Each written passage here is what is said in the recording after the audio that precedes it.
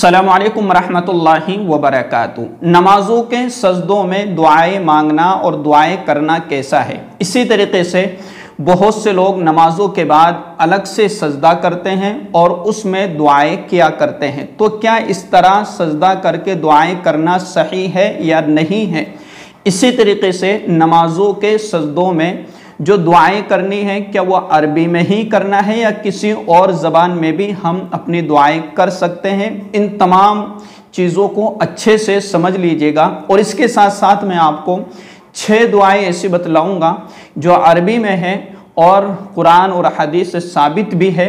उन दुआओं को याद कर लीजिए ताकि आप नमाज़ों में उन दुआओं को पढ़ सके नमाज़ों के सजदों में। देखिए, सबसे पहली चीज़ अल्लाह के रसूल सल्लल्लाहु अलैहि वसल्लम की हदीस मुबारका है जिसमें इरशाद फरमाया कि जब बंदा अल्लाह तबारक व तआला के सामने सजदा करता है तो वो सबसे ज़्यादा अल्लाह तबारक व तआला के कुर्ब को हासिल करने वाला होता है, अल्लाह तबारक व तआला के तक़र्रुब को हासिल करने वाला होता है। तो सजदे की हालत में कसरत से दुआएं किया करो, इसलिए कि जो शख्स सजदे की हालत में दुआ करता है तो अल्लाह तबारक व तआला उस शख्स की दुआओं को कबूल फरमाता है। तो सबसे पहली बात तो हमें ये मालूम हो गई कि सजदे की हालत में की गई दुआएं अल्लाह तबारक व तआला कबूल फरमाता है। तो अब हमें कौन से सजदों में दुआएं करना है। अच्छा, जो फ़र्ज़ नमाजों के सजदे हैं उनमें हमें वही तस्बीह पढ़ना है जो तस्बीह हदीस से हमें साबित है और अल्लाह के रसूल सल्लल्लाहु अलैहि वसल्लम ने हमें बतलाया है। इसके अलावा हमें कोई दुआएं फ़र्ज़ नमाजों के सजदों में नहीं करना है। जैसे फ़र्ज़ नमाजों में जो तस्बीह है सुबहान रब्बियल आला 3 मरतबा 5 मरतबा, तो ये तस्बीह हमें सिर्फ इतनी ही तस्बीह पढ़ना है, इसके अलावा हमें दुआएं नहीं मांगना है। तो ये बात तो आपको अच्छे से समझ में आ गई।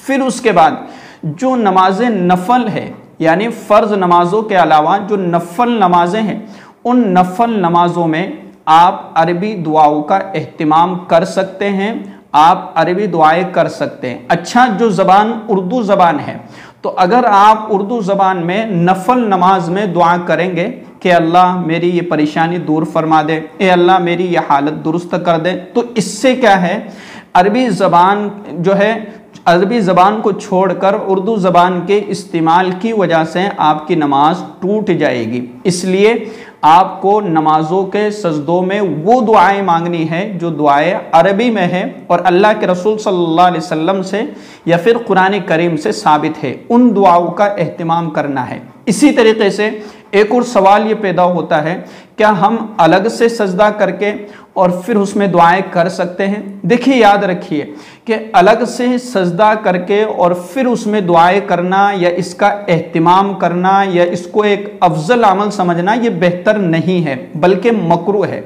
और उलमा ने इस अमल को मकरूह लिखा है। इसलिए बेहतर यह है कि इस अमल को तर्क किया जाए, इस अमल को छोड़ा जाए कि हम अलग से सजदा ना करें बल्कि हम नफल नमाज की नीयत बांधें और 2 रकात नमाज पढ़ें।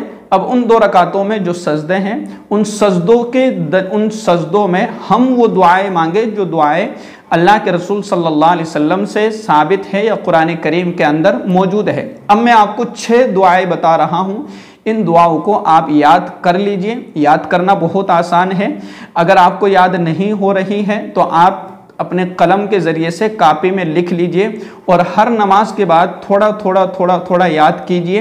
इंशाअल्लाह आपको ये दुआएं बहुत जल्द याद हो जाएगी। सबसे पहली दुआ है रब्बना आतिना फिद दुनिया हसना व फिल आखिरति हसना वक़िना अज़ाबन नार। ये बड़ी ज़बरदस्त दुआ है कि अल्लाह हमें दुनिया में भी भलाई अता फरमा और आखिरत में भी भलाई अता फरमा। तो एक दुआ तो ये आप याद कर लीजिए, शायद ये दुआएं आपको याद भी होगी। तो एक दुआ तो ये हो गई।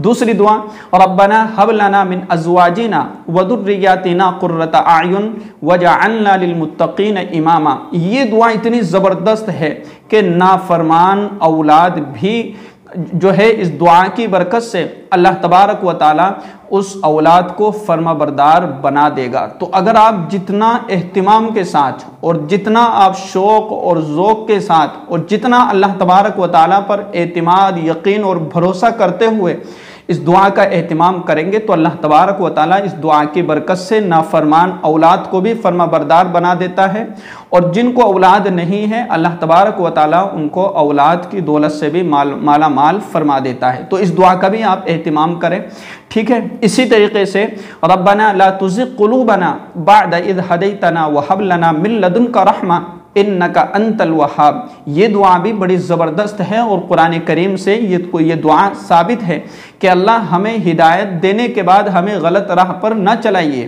ٹھیک ہے۔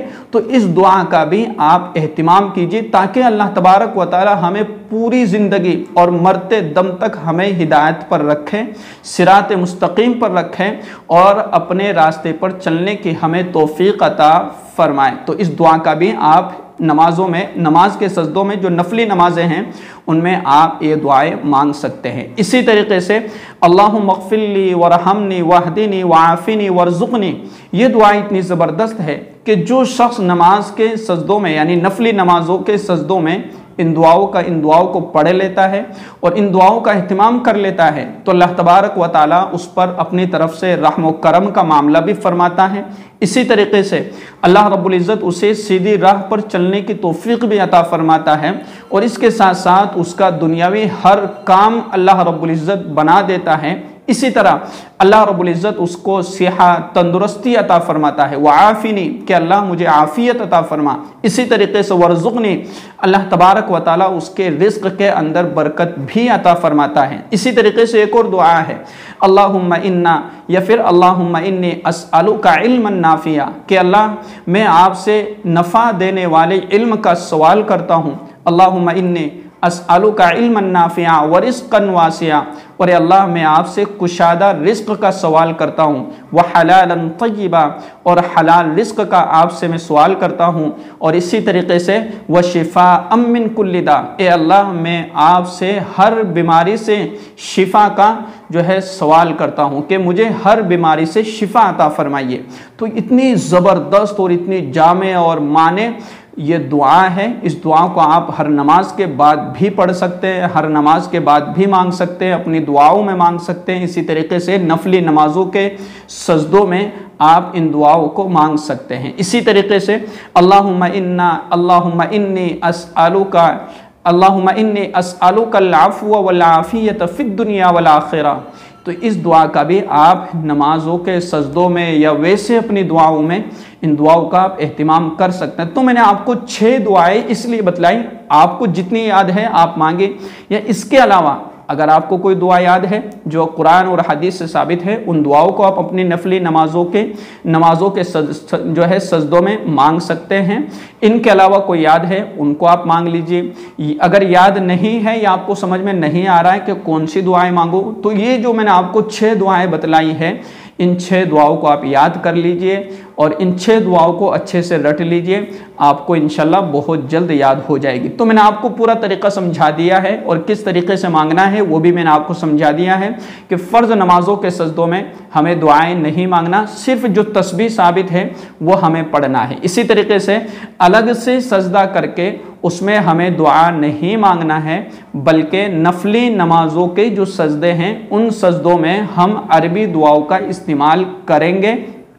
اگر کوئی اردو زبان استعمال کرتا ہے نفلی نمازوں کے سجدوں میں تو اس کی نماز پھر باطل ہو جائے گی، ٹوٹ جائے گی، اس لیے بہتر ہے کہ عربی دعاؤں کا استعمال کیجئے، ٹھیک ہے۔ اس ویڈیو کو زیادہ سے زیادہ شیئر کیجئے۔ السلام علیکم ورحمۃ اللہ وبرکاتہ۔